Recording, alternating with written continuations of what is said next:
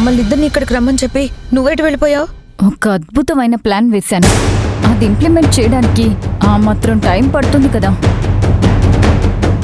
ఇంతకీ ఏంటా ప్లాన్? చెప్తాను, పదండి.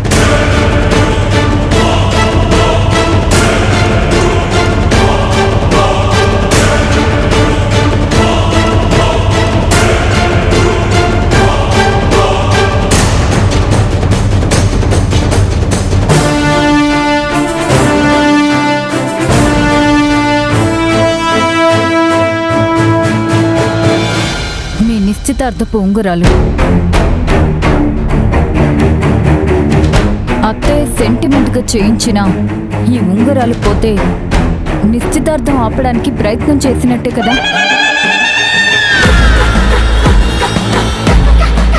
గాయానికి మందేయడానికి గుణపం పెట్టి పొడిచినట్టు నువ్వు వేసిన ప్లాన్ ఇదా హారత? వదినా, నేను చెప్పేది పూర్తిగా వినండి. నువ్వు సగం సగం చెప్తే మాకు ఇలాగే సగం సగం అర్థం అవుతుంది. అక్క, ముందు హరితని చెప్పనివ్వు. ఈ ఉంగరాలు రెండు హఠాత్తుగా కనిపించకుండా పోతాయి.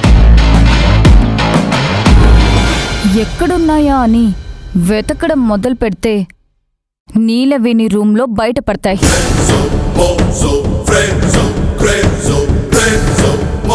దానివల్ల ఏం జరుగుతుంది?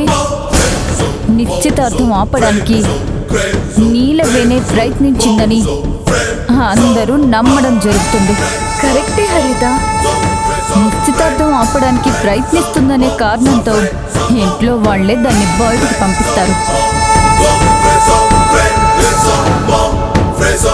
దాంతో నిశ్చితార్థం సమయంలో ఆ నీలవేణి మొహం మనం చూడాల్సిన అవసరం ఉండదు. అది ఇంకెలా ఆపుతుందోనని మనం భయపడాల్సిన అవసరం కూడా ఉండదు. ఏమంటారు? ప్లాన్ బానే ఉంది, కానీ ఈ ఒక్క ఆధారంతో అందరూ ఈ పని అదే చేసిందని నమ్ముతారంటావా? నమ్మి తీరాలొదినా. ఇవసలే అత్తయ్య సెంటిమెంట్గా చేయించినవి.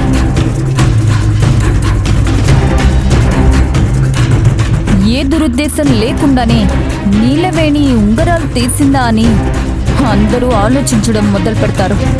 నిశ్చితార్థ సమయంలో ఉండాల్సిన ఉంగరాలు ప్రత్యేకంగా నీలవేణి గదిలో ఎందుకున్నాయా అని ఆరా తీస్తారు.